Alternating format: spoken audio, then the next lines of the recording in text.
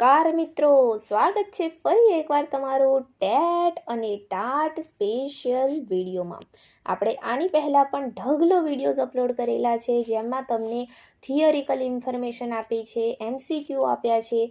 આજે પણ આપણે કેળવણીના કેટલાક MCQ લઈને તમારી સમક્ષ આવ્યા છીએ, જે તમારી આવનારી ટેટ અને ટાટની પરીક્ષામાં તમને ખૂબ જ હેલ્પફુલ થઈ રહેવાના છે। તો આજે આપણે ટાઈમ બગાડ્યા વગર ફટાફટથી આ MCQs શરૂ કરીએ છીએ। આની પહેલાં એક નાનકડી એવી રિક્વેસ્ટ છે કે વિડીયોને લાઈક કરી દો અને જો અમારી ચેનલ ઉપર નવા હોય તો આને સબસ્ક્રાઈબ કરી દો। આપણે શરૂ કરીએ છીએ પહેલા પ્રશ્ન સાથે। પહેલો આજનો પ્રશ્ન છે આપણો કે એજ્યુકેશન શબ્દ જે છે એ મૂળ કઈ ભાષાના એજ્યુકેર શબ્દ પરથી ઉતરી આવ્યો છે? ઓકે, મોટા ભાગના જે છે આપણા PYQs રહેવાના છે। ઓકે, તો અટેન્શન અહીંયા રાખો। અહીં એજ્યુકેશન શબ્દની વાત કરી છે, જે એજ્યુકેર શબ્દ પરથી ઉતરી આવ્યો છે। તો એ કઈ ભાષાનો શબ્દ છે? ઓપ્શન છે તમારા A Greek, B Latin, C Sanskrit, D અંગ્રેજી। રાઈટ આન્સર થશે આપણો ઓપ્શન B લેટિન। ઓલરાઈટ, તો લેટિન ભાષાનો શબ્દ છે એજ્યુકેર। કયો છે? એજ્યુકેર। ઓકે, બીજી રીતે પણ પ્રશ્ન પૂછે કે એજ્યુકેશન શબ્દ લેટિન ભાષાના કયા શબ્દ પરથી ઉતરી આવ્યો છે? તો એજ્યુકેર। ઓકે, તો એના પરથી આ ઉતરી આવેલો શબ્દ એજ્યુકેશન છે। ઓલરાઈટ, ચાલો બીજો પ્રશ્ન છે આજનો આપણો કે કેળવણી એટલે માનવમાં રહેલી જે પૂર્ણતા છે એનું પ્રગટીકરણ। કેળવણી એટલે માનવમાં રહેલી પૂર્ણતાનું પ્રગટીકરણ। આ વ્યાખ્યાએ કોણે આપી છે? ઓકે, આપણે મોટા ભાગે વ્યાખ્યાઓ જે છે યાદ રાખવી બહુ જ મુશ્કેલ થતી હોય છે, તો એના માટે આપણે એક સરસ મજાની શોર્ટ ટ્રીકવાળો વિડીયો બનાવેલો છે, જેની લિંક હું તમને નીચે ડિસ્ક્રિપ્શન બોક્સમાં આપી દઈશ। એ તમે જરૂરથી જઈને જોજો, તો તમને આ બધી જ વ્યાખ્યાઓ કડકડાટ યાદ રહી જશે।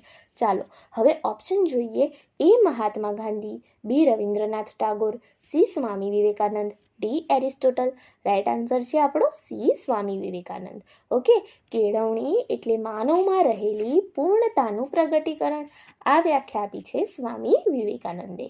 ત્રીજો પ્રશ્ન છે કેળવણીની દ્વિધ્રુવીય જે પ્રક્રિયા છે, કેળવણીની જે દ્વિધ્રુવીય પ્રક્રિયા છે બાયપોલર, એમાં કયા બે સ્તંભો હોય છે? કયા બે સ્તંભો હોય છે?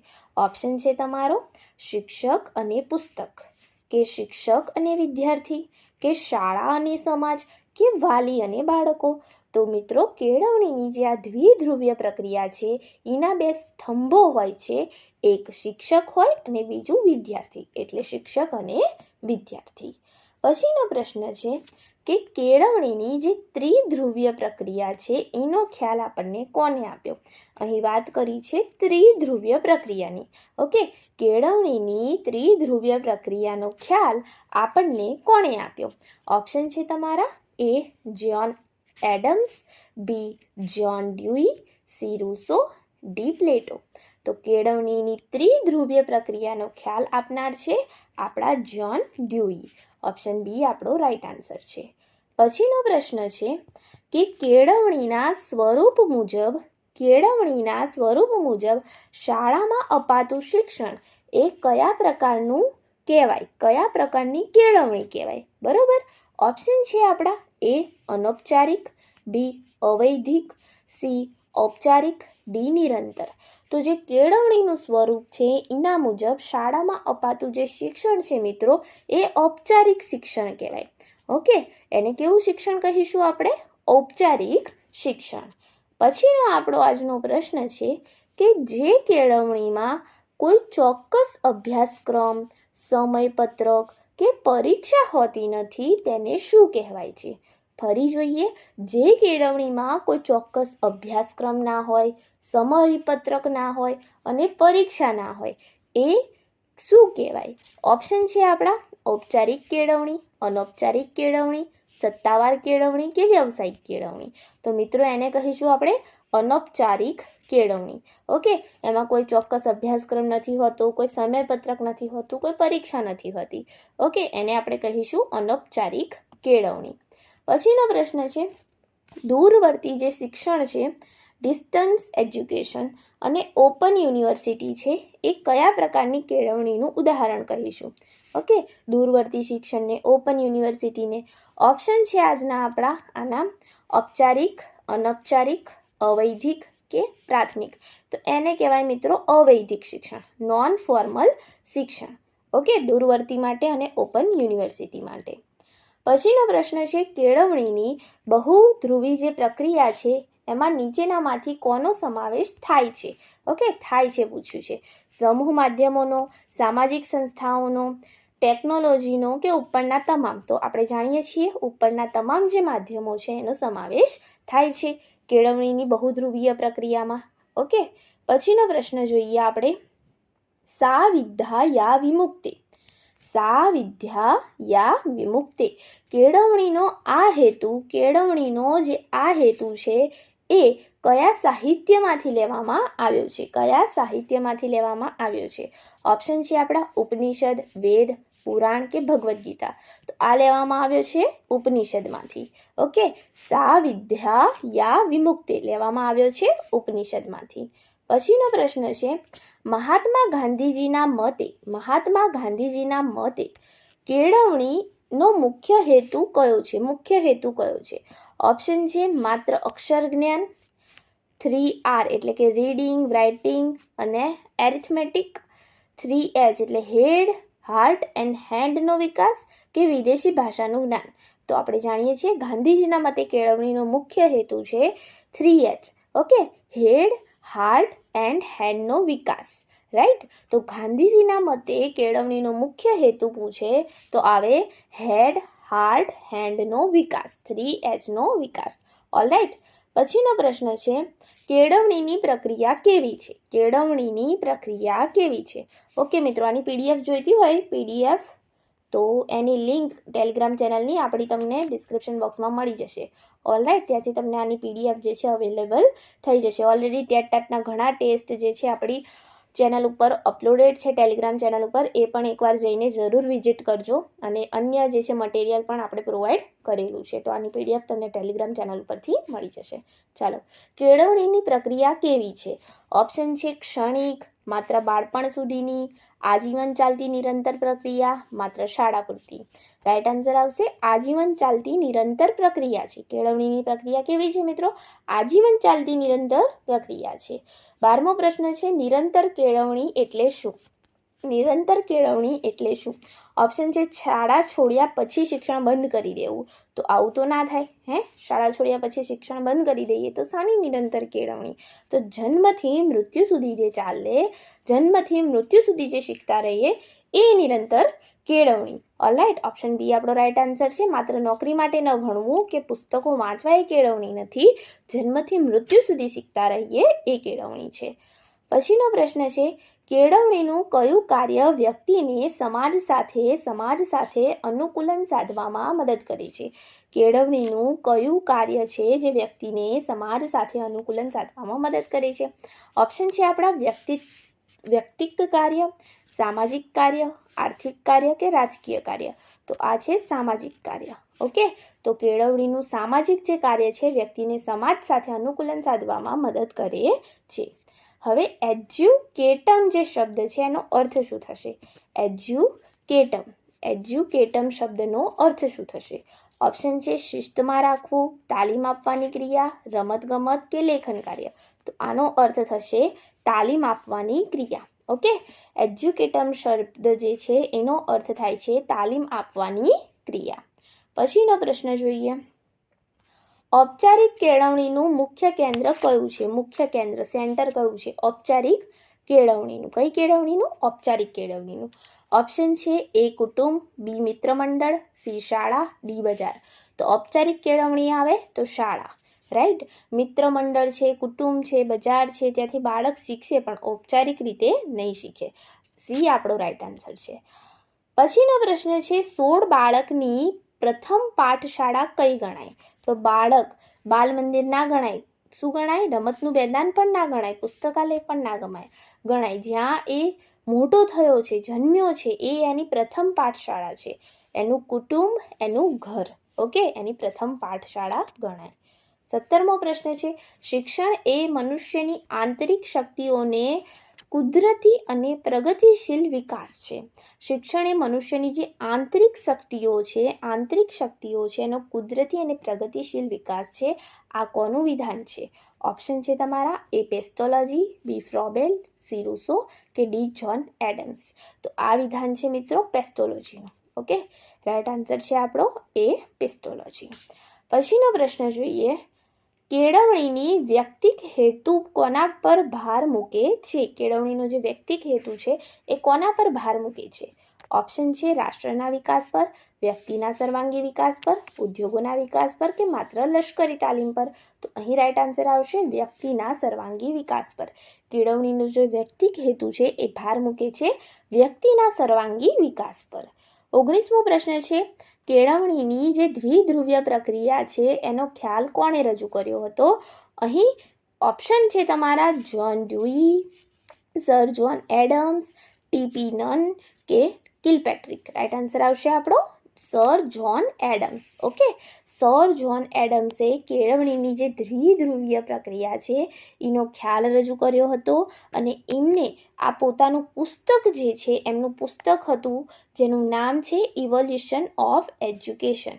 ઓકે, ઇવોલ્યુશન ઓફ એજ્યુકેશન કરીને એમનું પુસ્તક છે ઇવોલ્યુશન ઓફ એજ્યુકેશન. એની અંદર આ જે ખ્યાલ છે એ રજૂ કર્યો હતો. ઓકે, તો સર જે છે જ્હોન એડમ્સ એમને દ્વિધ્રુવીય કેળવણીનો આપણને ખ્યાલ આપ્યો.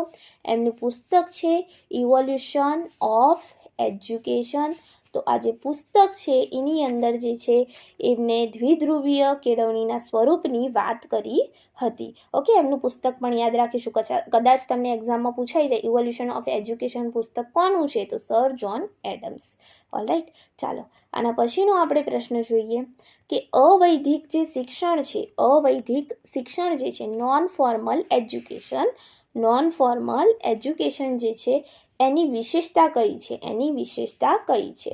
ઓપ્શન છે તે ખૂબ જ કડક હોય છે, તેમાં ઉંમર કે સમયનું બંધન લવચીક હોય છે, તે માત્ર વર્ગખંડમાં જ અપાય છે કે તેમાં પરીક્ષા હોતી જ નથી. તો આનું જે છે વિશેષતા એ છે કે તેમાં ઉંમર કે સમયનું બંધન લવચીક હોય છે. ઓલરાઈટ, અવૈધિક શિક્ષણ જે છે નોન ફોર્મલ એજ્યુકેશન છે તેમાં ઉંમર કે સમયનું કોઈ બંધન હોતું નથી, એ લવચીક હોય છે.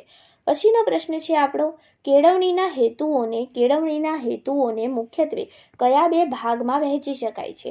ઓપ્શન છે એ સાચો અને ખોટો, બી વૈયક્તિક અને સામાજિક, સી શારીરિક અને માનસિક, ડી ટૂંકો અને લાંબા. તો જે કેળવણીના હેતુઓ છે એને મુખ્યત્વે બે ભાગમાં વહેંચી શકાય, જે છે વૈયક્તિક અને સામાજિક. ઓલરાઈટ, પછીનો પ્રશ્ન જોઈએ. રેડિયો, ટીવી અને વર્તમાન પત્રો એ કેળવણીના કેવા સાધનો છે?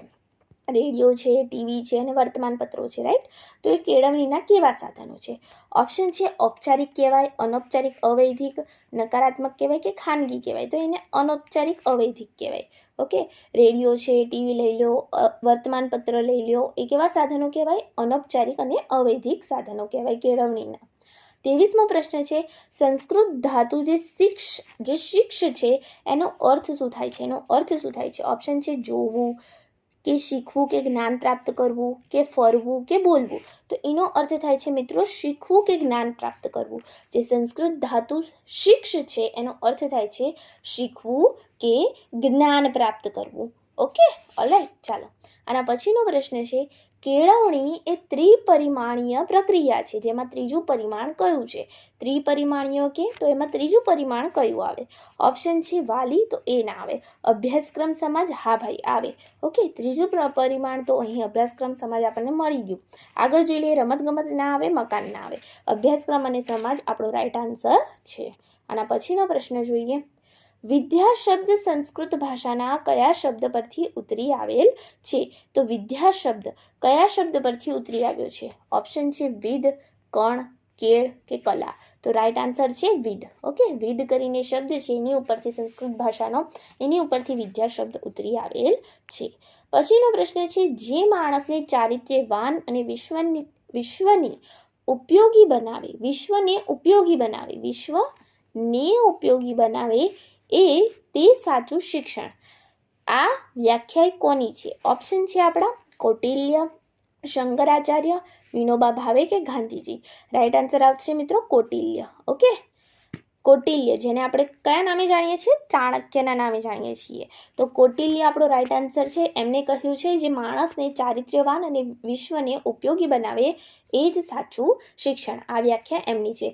ફરી એકવાર આપણે બધી વ્યાખ્યાઓની શોર્ટ ટ્રીક આપી છે. સરસ મજાનો એવો વિડીયો છે, ડિસ્ક્રિપ્શન બોક્સમાં એની લિંક છે, જરૂરથી એકવાર જઈને જુઓ, તમને બધી વ્યાખ્યાઓ યાદ રહી જશે. ચાલો હવે 27મો પ્રશ્ન જોઈએ. કેળવણી એટલે સ્વસ્થ શરીરમાં સ્વસ્થ મનનું ઘડતર. ઓકે, આવું સ્વસ્થ આવે ને, સ્વસ્થ એટલે કોણ આવે? એરિસ્ટોટલ આવે. ઓકે, સ્વસ્થનું ટોટલ આપણો એરિસ્ટોટલ. રાઈટ. તો કેળવણી એટલે સ્વસ્થ શરીરમાં સ્વસ્થ મનનું ઘડતર. આ વ્યાખ્યા છે એરિસ્ટોટલની. ઓકે, એમને કહ્યું છે કે તંદુરસ્ત શરીરમાં તંદુરસ્ત મનનું ઘડતર કરે તે કેળવણી. રાઈટ, તંદુરસ્ત પણ હોય અને કેળવણી એટલે સત્યમ, શિવમ અને સુંદરમ પ્રતિ ગતિ કરવા પ્રેરે છે. તો આવું કોઈ વિધાન તમને જોવા મળે કે સત્યમ, શિવમ, સુંદરમ તરફ જે ગતિ કરવા પ્રેરે છે એ કેળવણી, તો એ આપ્યું છે આપણા ભાઈ એરિસ્ટોટલ ભાઈએ. ઓકે, સત્યમ, શિવમ અને સુંદરમ પ્રતિ જે ગતિ કરવા પ્રેરે એ કેળવણી, તો એ પણ આપ્યું છે આપણો એરિસ્ટોટલ જે ભાઈ છે એમને આપેલું છે. અને સ્વસ્થ આવે કે સ્વસ્થ શરીરમાં સ્વસ્થ મનનું ઘડતર એ કેળવણી, તો આપણે લખીશું એરિસ્ટોટલ. અથવા એવું આવે કે તંદુરસ્ત શરીરમાં તંદુરસ્ત મનનું ઘડતર, તો આપણે લખીશું એરિસ્ટોટલ. ઓલરાઈટ, ચાલો આના પછીનો પ્રશ્ન જોઈએ. ઔપચારિક કેળવણીનું નીચેનામાંથી કયું લક્ષણ છે? ઓપ્શન છે તમારા તે આકસ્મિક રીતે મળે છે, તે પૂર્વ આયોજિત અને નિયંત્રિત હોય છે, તેમાં કોઈ પરીક્ષા હોતી નથી, તેમાં માત્ર ઘરના સભ્યો દ્વારા અપાય છે. તો જે છે આની અંદર રાઈટ આન્સર આવશે કે તેમાં કોઈ જે છે પૂર્વ આયોજન હોય છે, પૂર્વ આયોજિત હોય છે અને નિયંત્રિત હોય છે. એને આપણે ઔપચારિક કહીશું. રાઈટ, આકસ્મિક રીતે કંઈ તમને ના મળે કે એનામાં એવું ના હોય કે કોઈ પરીક્ષા નથી હોતી. ઔપચારિકમાં પરીક્ષા હોય, જે રીતે શાળાનું શિક્ષણ. ઓલરાઈટ, તો પૂર્વ આયોજિત હોય અને નિયંત્રિત હોય ઔપચારિક કેળવણી.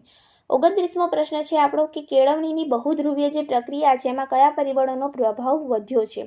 કયા પરિબળોનો પ્રભાવ વધ્યો છે? ઓપ્શન છે આપણા જૂની પરંપરાઓ, માહિતી અને સંચાર ટેકનોલોજી ICT, માત્ર લેખિત પુસ્તકો કે કઠોર શિસ્ત. આપણે જાણીએ છીએ ICTનો પ્રભાવ વધ્યો છે, માહિતી અને સંચાર ટેકનોલોજી ICT. ઓકે, પછીનો પ્રશ્ન જોઈએ. અનૌપચારિક કેળવણી જે છે એ ક્યાંથી પ્રાપ્ત થાય છે? ઓપ્શન છે આપણા અનુભવો અને સામાજિક સંપર્ક દ્વારા, યુનિવર્સિટીના વર્ગખંડમાંથી, ચોક્કસ પાઠ્યપુસ્તકોમાંથી, ડિગ્રી મેળવવા માટેના ક્લાસમાંથી. તો અહીં જે છે અનૌપચારિક કેળવણી જે છે ઇનફોર્મલ એજ્યુકેશન, એ આપણને પ્રાપ્ત થાય છે અનુભવો અને સામાજિક સંપર્ક દ્વારા. ઓકે, આપણા અનુભવો દ્વારા, આપણા સામાજિક સંપર્ક દ્વારા. આના પછીનો પ્રશ્ન છે બાળક એક એવું પુસ્તક છે જેનો શિક્ષકે પાને અભ્યાસ કરવો જોઈએ. આ કોણે કહ્યું છે? બાળક એક એવું પુસ્તક છે જેનો શિક્ષકે પાને અભ્યાસ કરવો જોઈએ. આ વિધાન કોનું છે?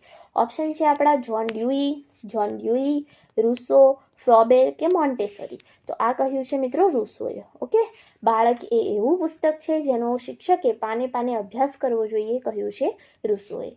આના પછીનો પ્રશ્ન છે નિરંતર કેળવણી માટે કયું માધ્યમ શ્રેષ્ઠ છે?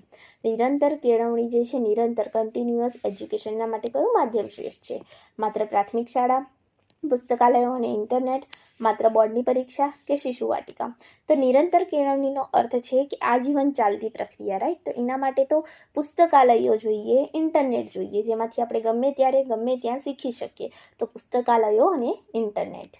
33મો પ્રશ્ન આપણે જોઈએ. કેળવણીનો સામાજિક હેતુ નીચેનામાંથી કયો છે? સામાજિક હેતુ. ઓકે, સામાજિક હેતુની વાત છે. સામાજિક હેતુ કયો છે? ઓપ્શન છે આપણા માત્ર પોતાની પ્રગતિ કરવી, સામાજિક વારસાનું જતન અને હસ્તાંતરણ કરવું, સ્વાર્થ સાધવો કે એકલવાયુ જીવન જીવવું. તો કેળવણીનો સામાજિક હેતુ છે મિત્રો કે સામાજિક વારસાનું જતન કરવું અને હસ્તાંતરણ કરવું. રાઈટ, સામાજિક વારસાનું જતન કરવું અને હસ્તાંતરણ કરવું. 34મો પ્રશ્ન છે નીચેનામાંથી કયું ઔપચારિક શિક્ષણનું સાધન નથી? ઔપચારિક શિક્ષણનું સાધન નથી. ઓપ્શન છે શાળા, તો છે ભાઈ.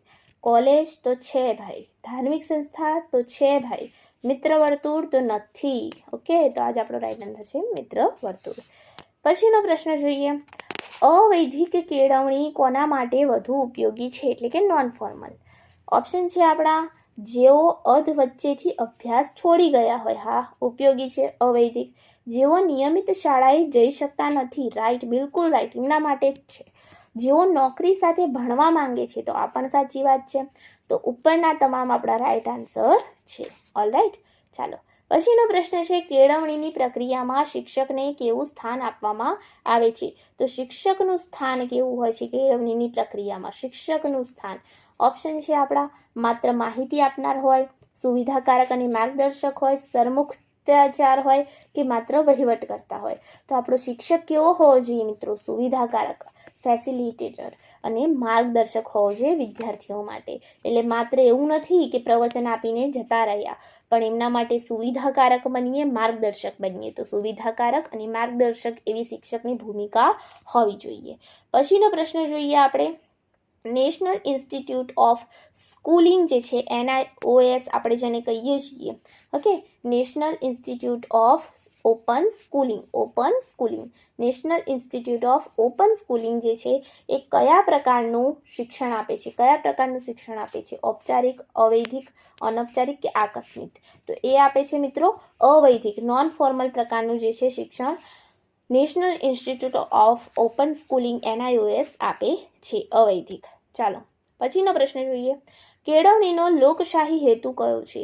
કેળવણીનો લોકશાહી હેતુ કયો છે? ઓપ્શન છે નાગરિકોમાં હકો અને ફરજો પ્રત્યે જાગૃતિ આપવી, સત્તા મેળવવી, માત્ર કર ભરવો કે વિદેશ જવું. તો એનો જે લોકશાહી હેતુ છે એ છે કે નાગરિકોમાં હકો અને ફરજો પ્રત્યે જાગૃતિ આપવી. શું છે? નાગરિકોમાં હકો અને એમની જે ફરજો છે એના પ્રત્યે જાગૃતિ આપવી. 39મો પ્રશ્ન છે, શિક્ષણ એ જીવનની તૈયારી નથી, શિક્ષણ એ જ જીવન છે. આ વિધાન કોનું છે? ઓપ્શન છે Mahatma Gandhi, John Dewey, Herbert Spencer કે ટાગોર. રાઈટ આન્સર આવશે આપણો જોન ડ્યુઈ. ઓકે, શિક્ષણ એ જીવનની તૈયારી નથી, શિક્ષણ એ જ જીવન છે. શિક્ષણ એ જ જીવન છે. આ વિધાન છે જોન ડ્યુઈનું. શિક્ષણ એ જીવનની તૈયારી નથી, શિક્ષણ એ જ જીવન છે. જોન ડ્યુઈ. 40મો પ્રશ્ન છે, કેળવણીના સ્વરૂપમાં આજીવન શિક્ષણનો ખ્યાલ કયા યુનેસ્કો રિપોર્ટ 1972 દ્વારા પ્રચલિત થયો છે? ઓપ્શન છે તમારા કોઠારી કમિશન, ફોવરે રિપોર્ટ, હન્ટર કમિશન કે રાધાકૃષ્ણન રિપોર્ટ. રાઈટ આન્સર આવશે ફોવરે રિપોર્ટ. ઓકે, લર્નિંગ ટુ બી આ જે રિપોર્ટ છે એના દ્વારા આજીવન કેળવણી શિક્ષણનો જે ખ્યાલ છે યુનેસ્કો રિપોર્ટ 1972 દ્વારા પ્રચલિત થયો છે, એ છે ફોવરે રિપોર્ટ, લર્નિંગ ટુ બી. ઓકે, પછીનો પ્રશ્ન જોઈએ, કેળવણી શબ્દ કેળવવું પરથી આવ્યો છે, તેનો સાચો અર્થ શું થાય છે? કેળવણી જે શબ્દ છે શાના પરથી આવ્યો છે? કેળવવું. એનો સાચો અર્થ શું થાય છે? ઓપ્શન છે આપણા સજાવવું, વિકાસવું અથવા સંસ્કારિત કરવું, કાપવું કે ગોખી નાખવું. તો રાઈટ આન્સર આવશે વિકાસવું અથવા સંસ્કારિત કરવું એનો અર્થ થાય છે. 42મો પ્રશ્ન છે, અનૌપચારિક કેળવણી, ઇનફોર્મલ જે કેળવણી છે એમાં કયા પરિબળની ભૂમિકા મહત્વની છે? ઓપ્શન છે પર્યાવરણ અને સમાજ, લાઇબ્રેરી કાર્ડ, સખત પરીક્ષા કે શાળાનું મકાન. રાઈટ આન્સર આવશે પર્યાવરણ અને સમાજ. ઓકે, અનૌપચારિક કેળવણી જે છે ઇનફોર્મલ, એમાં કયા પ્રકારનું પરિબળ મહત્વની ભૂમિકા ભજવે છે? તો પર્યાવરણ અને સમાજ. પછીનો પ્રશ્ન છે, કેળવણીના વૈયક્તિક હેતુના સમર્થક કોણ હતા? ઓપ્શન છે તમારા ટીપી નન, કાર્લ માર્ક્સ, લેનિન કે એડમ સ્મિથ. રાઈટ આન્સર આવશે ટીપી નન. ઓકે, કેળવણીનો જે વૈયક્તિક હેતુ છે એના સમર્થક છે ટીપી નન. પછીનો પ્રશ્ન છે કે ઔપચારિક કેળવણીના જે છે અભ્યાસક્રમ એ કેવો હોય છે? કેવો હોવો જોઈએ અથવા કેવો હોય છે? ઓપ્શન છે તમારા અનિશ્ચિત, ચોક્કસ અને નિર્ધારિત, ગમે ત્યાં બદલાય તેવો કે હોતો જ નથી. તો ઔપચારિક છે તો કેવો હશે? ચોક્કસ હશે અને નિર્ધારિત હશે અભ્યાસક્રમ. ઓકે, તો ચોક્કસ અને નિર્ધારિત ઔપચારિક કેળવણીનો અભ્યાસક્રમ હોવો જોઈએ. 45મો પ્રશ્ન છે, નીચેનામાંથી કયું નિરંતર કેળવણીનું માધ્યમ છે? નિરંતર કેળવણીનું માધ્યમ કયું છે? ઓપ્શન છે તમારા પ્રૌઢ શિક્ષણ કેન્દ્રો, જન શિક્ષણ નિલયમ કે સેલ્ફ લર્નિંગ કોર્સ. તો આપણો રાઈટ આન્સર છે આપેલ તમામ. આ જે આપ્યા છે તમામે તમામ જે નિરંતર કેળવણીના માધ્યમો છે. પ્રૌઢ શિક્ષણ કેન્દ્રો પણ આવે, જન શિક્ષણ નિલયમ પણ આવે અને સેલ્ફ લર્નિંગ કોર્સ પણ આવે. 46મો પ્રશ્ન છે, એજ્યુકેશન શબ્દના મૂળ એજ્યુ જે સેરે છે એનો અર્થ શું થાય? ઓપ્શન છે દોરી જવું, દોરી જવું, ટુ લીડ આઉટ, શાંત બેસવું, સૂઈ જવું કે કામ કરવું. તો એનો અર્થ થાય દોરી જવું, to lead out. Okay, as you sad એનો અર્થ થશે દોરી જવું, ટુ લીડ આઉટ. પછીનો પ્રશ્ન જોઈએ. કેળવણીની બહુધ્રુવ્ય જે પ્રક્રિયા છે એમાં વિદ્યાર્થી કોની પાસેથી શીખે છે? કોની પાસેથી શીખે છે? ઓપ્શન છે પુસ્તક અને શિક્ષક, ઇન્ટરનેટ અને મિત્રો, સામાજિક અનુભવો કે ઉપરના તમામ. તો ઉપરના તમામ. ઓકે, પુસ્તક અને શિક્ષક પાસેથી પણ શીખે, ઇન્ટરનેટ અને મિત્રો પાસેથી પણ શીખે અને સામાજિક અનુભવોથી પણ શીખે. 48મો પ્રશ્ન છે કેળવણીનો મુખ્ય નૈતિક હેતુ કયો છે? ઓપ્શન છે પૈસા કમાવવા, ચારિત્ર્ય નિર્માણ, પરીક્ષામાં પાસ થવું કે રમતગમતમાં જીતવું. રાઈટ આન્સર આવશે ચારિત્ર્ય નિર્માણ. કેળવણીનો નૈતિક હેતુ જે છે એ કયો છે? ચારિત્ર્ય નિર્માણ. પછીનો પ્રશ્ન છે મારે મન કેળવણી એટલે બાળક અને માણસના શરીર, મન અને આત્મામાં રહેલા ઉત્તમ અંશોનું આવિષ્કરણ. ઓકે, શરીર, મન અને આત્મામાં રહેલા ઉત્તમ જે અંશો છે એનું આવિષ્કરણ. રાઈટ, મારે મન કેળવણી એટલે બાળક અને માણસના શરીર, મન અને આત્મામાં રહેલા ઉત્તમ અંશોનું આવિષ્કરણ. આ કોણે કહ્યું છે? ઓપ્શન છે આપણા વિવેકાનંદ, ગાંધીજી, નરસિંહ મહેતા કે દયાનંદ સરસ્વતી. રાઈટ આન્સર છે ગાંધીજીએ કહ્યું છે. ઓકે, મારે મન કેળવણી એટલે બાળક અને માણસના શરીર, મન અને આત્મામાં રહેલ ઉત્તમ અંશોનું આવિષ્કરણ. પછીનો પ્રશ્ન છે અને આજનો આપણો છેલ્લો 50મો પ્રશ્ન કે ઔપચારિક જે શિક્ષણ છે એની મર્યાદા કઈ છે? ઓપ્શન છે તે માત્ર શાળામાં જ મળે છે, તે પુસ્તકીય જ્ઞાન પર વધુ ભાર મૂકે છે, તે ખર્ચાળ હોઈ શકે છે કે આપેલ તમામ. તો રાઈટ આન્સર છે આપેલ તમામ. રાઈટ, તો ઔપચારિક શિક્ષણની મર્યાદા કઈ હોય? તો તે માત્ર શાળામાં જ મળે છે, તે પુસ્તકીય જ્ઞાન પર વધુ ભાર મૂકે છે અને તે ખર્ચાળ હોઈ શકે છે. તો આપેલ તમામ આવે. તો હું આશા રાખું છું કે આજનો આ વિડીયો તમને ખૂબ જ હેલ્પફુલ થઈ રહેશે. જો વિડીયો ગમ્યો હોય તો પ્લીઝ આને લાઇક કરજો. તમારા જેવા જે બીજા એસ્પિરન્ટ્સ છે એમની સાથે આ વિડીયોને શેર કરજો. અને જો અમારી આ ચેનલ ઉપર નવા હોય તો પ્લીઝ આને સબસ્ક્રાઈબ કરવાનું ના ભૂલતા. અને અન્ય જે વિડીયો અમે ટેટટાટના મૂકેલા છે એની લિંક હું તમને નીચે ડિસ્ક્રિપ્શન બોક્સમાં આપી દઉં છું. આ સાથે જ પીડીએફની લિંક પણ હું તમને ડિસ્ક્રિપ્શન બોક્સમાં આપી દઉં છું. વિડીયોને લાઇક કરશો અને આ વિડીયો ઉપર જો 50 જેટલી લાઇક થશે પછી તમને પીડીએફ ટેલિગ્રામ ચેનલ ઉપર મળી જશે. ઓલરાઇટ, તો નીચે ડિસ્ક્રિપ્શન બોક્સમાં એની લિંક આવી જશે 50 લાઇક પછી. તો 50 લાઇક અવશ્ય કરજો. અને વિડીયો ગમ્યો હોય તો પ્લીઝ આ વિડીયોને લાઇક કરો, તમારા જેવા બીજા એક્સપિરિયન્સ સાથે શેર કરો. અને કદાચ તમે 50 લાખ નહીં પણ કરો તો પણ પીડીએફ તો મળી જ જશે. આપણે એવું કાંઈ નથી કરતા, પણ તમે થોડા સારા બનીને વિડીયોને લાઇક કરી દો અને આ ચેનલને સબસ્ક્રાઈબ કરી દો. Thank you friends. Keep watching, keep learning.